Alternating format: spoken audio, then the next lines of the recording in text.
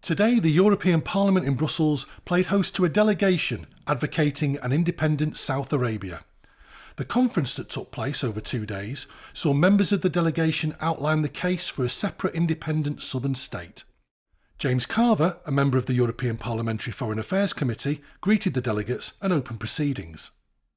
Mr Al-Jeffrey, all of you, welcome to the European Parliament. I'm delighted to be hosting tomorrow's conference on this vitally important issue. We have tragic, terrible times currently going on in the Yemen, and I look forward to hearing the South Arabian perspective on the way forward to hopefully find a peaceful and long-lasting resolution to this crisis. Thank you very much for your reception, and we are pleased to be in your parliament, and we hope to reach to some kind of resolutions supporting the case of Saudi Arabia. We are sure that we have justice case. We are sure that our case will win.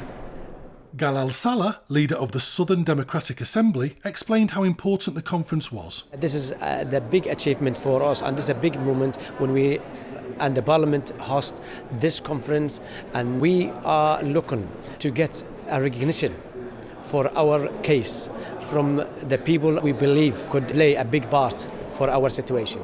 Yemen at the present time is in a state of chaos. Since unification, there have been continual tensions between the north and south, with outbreaks of violence.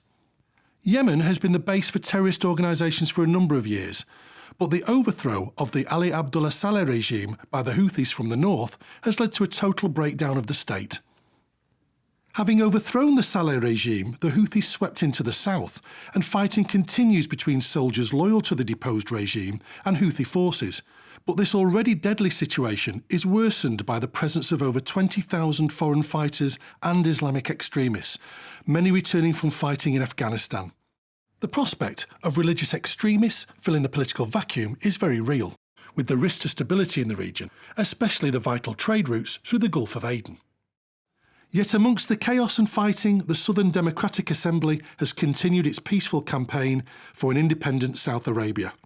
At the conference in Brussels, Mr Abdul Rahman Ali Al-Jafri, chairman of the Southern Temporary National Commission for Liberation and Independence, met with politicians and officials to explain the case for Southern independence and lead proceedings on behalf of the 25 South Arabian political groups participating in the conference. In his speech, Mr Ali Al-Jafri reviewed the historical political situation of Yemen and South Arabia, the circumstances of unification and the reasons for its ultimate failure. He then outlined the struggle of the people of South Arabia and their aspirations to freedom and independence. We need to have our own state, to have it independence, to build good relations with our neighbors and with the world, to exchange interests and to be in stability, security, development in our country. We are calling for independence, calling for a state in our country, South Arabian, and we have the right to do so. It's our right by all the international laws, and we are sure that the members of this parliament, we consider Europe is the soul of democracy, the soul of freedom. It started from this area in the world and spread over the world. I don't think that they will stand in another position than the position of helping us, standing with us to gain our independence and build our state in the Saudi Arabia. Our suggestion is to make an end to this war, that we secure the South and to establish administration for the South and to prepare the South within a year for referendum and to choose the kind of regime they want, how they take their independence, etc. That's what we need. Without this, we will continue fight. From now on, we will not surrender. Okay, we will allow, of course, the humanitarian because we need it. We need it. And we need it for us and for them because they are human beings. They are our brothers. We need everybody to eat and to have medicine. But we need to have these forces to establish security after this war and to establish local administration, to run the country administratively, and then within a year to have kind of referendum that the people to choose their future. We expect that we can convince the European Parliament members and others who you meet here with our case, the Southern Arabian case.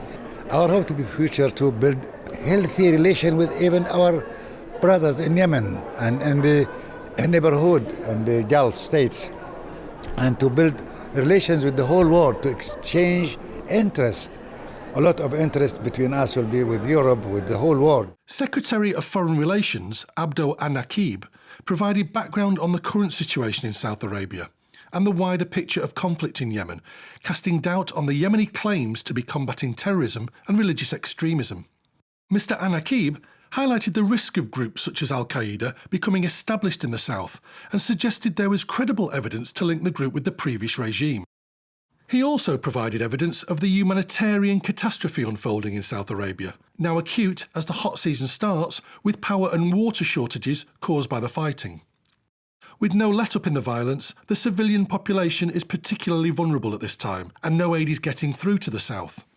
Over 4,000 people have been killed so far in South Arabia, with over 10,000 casualties, but these numbers will be dwarfed by the humanitarian disaster unfolding in the south. We are calling the international community to help us and to, at least in humanitarian issues, and to force those military forces to allow the international organization to deliver the crucial aids which is in need for the people, like a medicine, like a food, and also like water.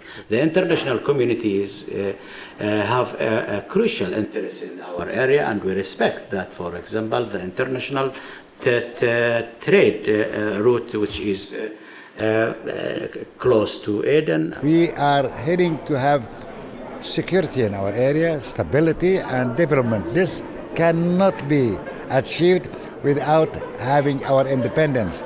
Then we can help to achieve this in our area.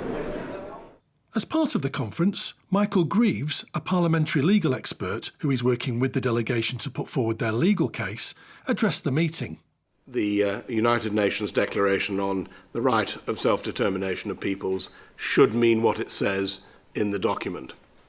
And if you decide as a people that what you want is to go back to a single state in South Arabia, South Yemen, then you have that right in international law. When I say use the law as a weapon, there is a way in which you can use it.